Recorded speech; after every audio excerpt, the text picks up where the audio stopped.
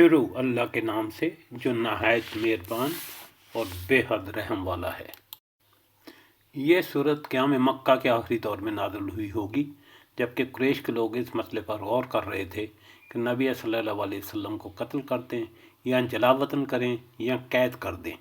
اس زمانے میں بعض کفار مکہ نے غالباً یہودیوں کے اشارے پر نبی صلی اللہ علیہ وسلم کا امتحان لینے کے لیے آپ سے سوال کیا کہ بنی اسرائیل کے مصر جانے کا کیا سبب ہوا۔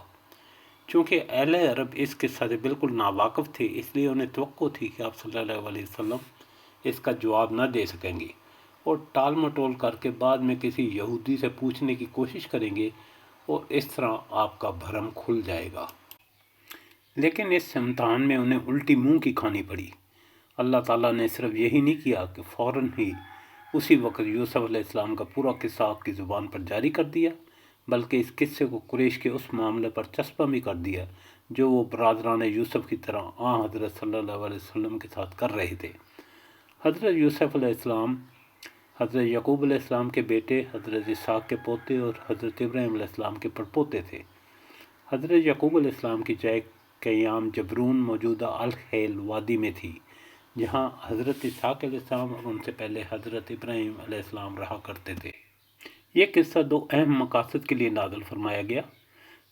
نمبر 1، محمد صلی اللہ علیہ وسلم کی نبوت کا ثبوت کہ آپ سنی سنائی باتیں بیان نہیں کرتے، بلکہ فی الواقع آپ صلی اللہ علیہ وسلم کو وحی کے ذریعے سے علم حاصل ہوتا ہے۔ دوسرا، سرداران قریش اور محمد صلی اللہ علیہ وسلم کے درمیان اس وقت جو معاملہ چل رہا تھا، اس پر برادران یوسف اور یوسف علیہ السلام کے قصے کو چسپاں کرتے ہوئے قریش والوں کو بتایا گیا کہ آج تم اپنے بھائی کے ساتھ وہی کچھ کر رہے ہو جو یوسف کے بھائیوں نے ان کے ساتھ کیا تھا۔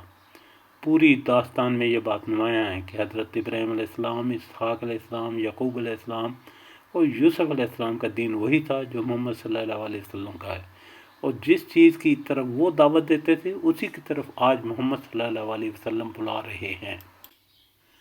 بسم اللہ الرحمن الرحیم۔ الف لام را۔ یہ ایک واضح کتاب کی آیتیں ہیں۔